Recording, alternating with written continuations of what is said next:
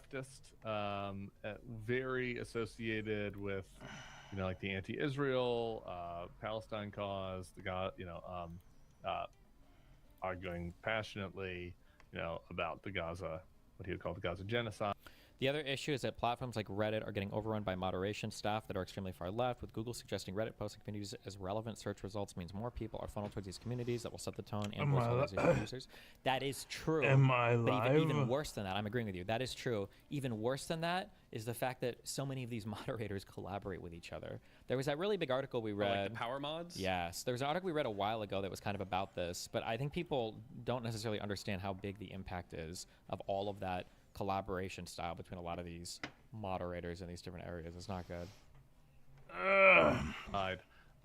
He's been very popular kind of in DSA world, online, living the Twitch streamer life. Does he have as many viewers a night as Maddow? No, but he's got a big audience. How do audience I is change? A lot of people that maybe Democrats could need. It's a lot of disaffected Democrats. Sometimes one of my complaints with Hassan is that sometimes he focuses his complaints a little too much on the Democrats when given the threat of the other side. But like on balance, he's also spent a lot of time criticizing Republicans, and I think you have this disaffected group of whether they be kind of independents.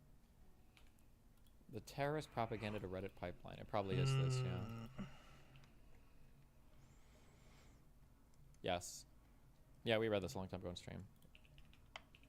They're young people or folks that think that both parties are bad, particularly when it comes to foreign. Does anybody ever build luck or anti-luck in this game? I just hate the concept of luck as a stat. I would need more transparency on how it affects crit chance and everything else.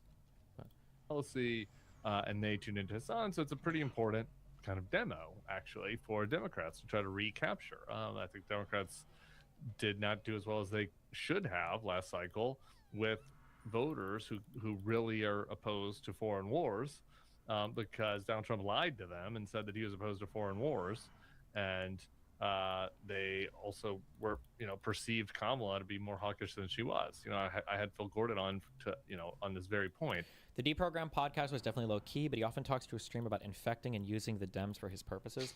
Yeah, but I think the issue there is that Americans just don't really have any concept of what a socialist is. We really don't know.